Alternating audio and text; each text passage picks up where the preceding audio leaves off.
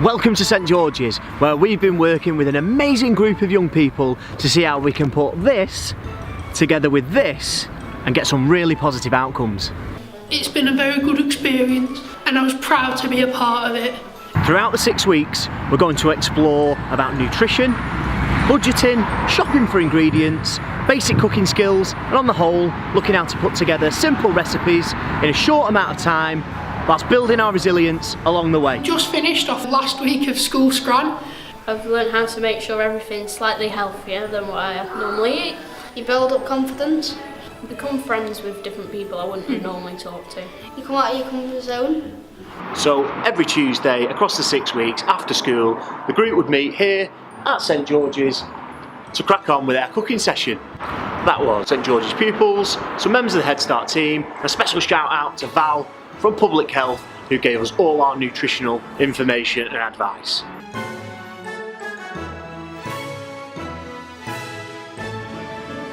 So you're probably thinking, just a simple cooking lesson. Get the ingredients, chuck them in a pan, job done. But that's where you're wrong. So we're just currently deciding what meals we're going to possibly make over our little programme and consider the ingredients that we might need. We're also tying in the resilience framework and what resilient moves we're going to make as well. Every week, the pupils were in charge of planning the meal, shopping, budgeting.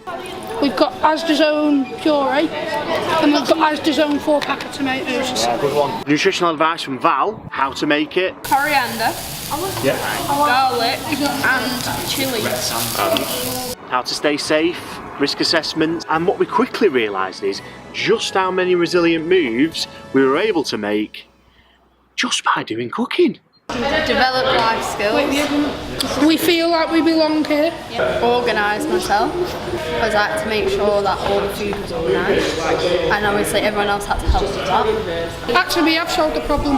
We had to boil water without a kettle and we decided to do it on a hob. Get together with people you can rely on. I had to rely on everyone to get the vegetables. What the group were able to do was demonstrate just how easy it is to embed the resilience framework into an activity such as cooking. When you think about resilient moves such as developing life skills, spending time with good people in good places, solving problems, understanding other people's feelings, healthy diet, there's lots and lots of resilient moves on this framework that could actually be utilised in a session such as cooking.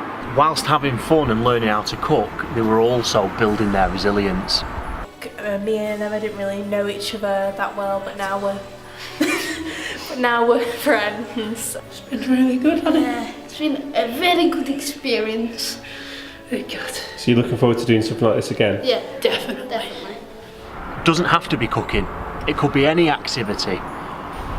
The key thing is focusing on this framework. Pick out the resilient moves that are going well for you. Pick out the resilient moves that you're doing well.